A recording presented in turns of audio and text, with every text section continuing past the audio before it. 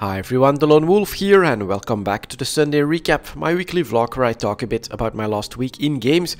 And as always, we'll start with EVE Online. It's been a pretty quiet week for me in EVE Online. You can probably tell by my voice that I'm not at 100%, so I've got a little bit of a cold, but I still managed to play the game at least a little bit every day, although I haven't gotten started on the Winter Nexus yet, which is of course the big event that's happening at the moment. Lots of skins to win, lots of pathways for you to try and earn those skins, like through exploration, combat. You do need a good battleship for that, or even mining. You can also just throw snowballs at players and NPCs, I think, and get points that way. So there's definitely a lot of options, but I've just been a little bit too low on energy to get started on that grind. Instead, what I've done is I've focused on the points for alliance logos, since with the login rewards you're also getting extra points at the moment, which is pretty damn cool, because I got the Dominics done, and I'm very close now to the Myrmidon as well. Some more Galente ships, of course, drone ships, which are my favorite.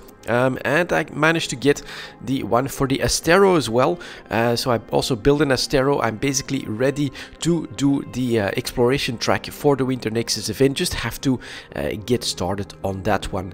Next to that, I also did a little bit of trading. So if you follow EVE Talk, you know that PI is really doing extremely well. We get even more one-year high points here, and I personally do think that eventually there is a chance that CCP will come in and see that as the next bottleneck and do something about it. So I have been selling more PI in Amar and in Jeddah, just trying to liquidate my assets before I think eventually the decline in prices will start. And then the BBC business, so we got a run for Dreadnoughts this week, which is really weird. Super big spread. So on the one hand, I think it was the Moros, less than production costs, so around 1 million for a BBC. And then I think the other extreme is the Nagelfar, like 20 million for a BBC. That's an incredible spread between BPCs for the same type of ship. And so I haven't sold the one for the Moros, and then the others are like in between. But I don't think they're above 10 million, so really weird there, but at least there's a couple of them that are making me good isk, and so that was another worthwhile run. Next week should be another one for freighters and orcas, which have been selling really well at great prices, so I don't expect too much of a problem there.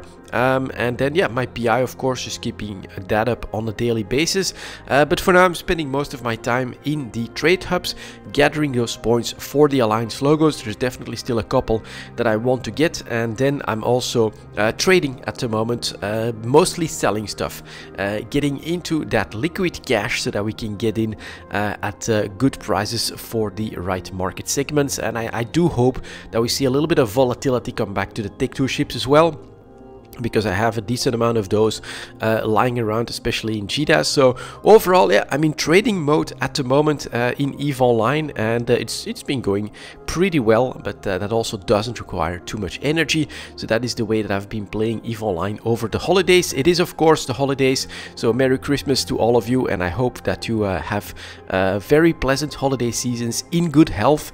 I'm doing everything that I can to recover mine, but yeah, that was this week for EVE Online.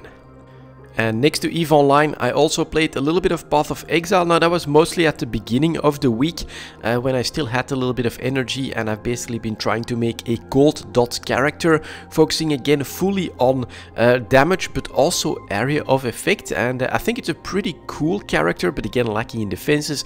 Once we'll get close to maps, I think my defenses will be a real problem. But what's really cool is I can now drop just a couple of cold spells and basically cover the entire screen in a massive dot that just destroys absolutely everything. So that's definitely an interesting pathway as well, and I think personally that here I see a lot of potential in the tree to, next to the offensive parts, to also take some defensive parts, although the one that I made in POB is fully focused on offense. So then I've got one spell that's like 400,000 DPS, another one that's 300,000 DPS on a 4-link, and that's without any gear at all. So you can get some pretty crazy numbers, and some of them stack as well, so it's pretty cool. Definitely interesting to play through on that character, but I have to be honest, I really can't get myself to push through that end game grind. Once I get into maps, it does become very grindy for me, Path of Exile, and I rarely find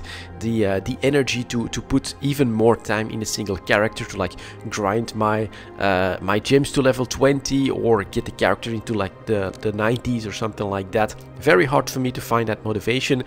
So in all likeliness, I will be stopping this league for Path of Exile, although I love the mechanic. I think it's really cool. I can't really put that much time into Path of Exile this league. A little bit surprising, but maybe not, because we are of course also looking at the winter Steam sales. There's definitely quite a few games there that might pique your interest, so if you haven't yet, definitely take a look there. Some of your favorite games might be at a nice discount. And that was basically my last week in games, guys. Thank you very much for watching, and as always, I'll see you next time.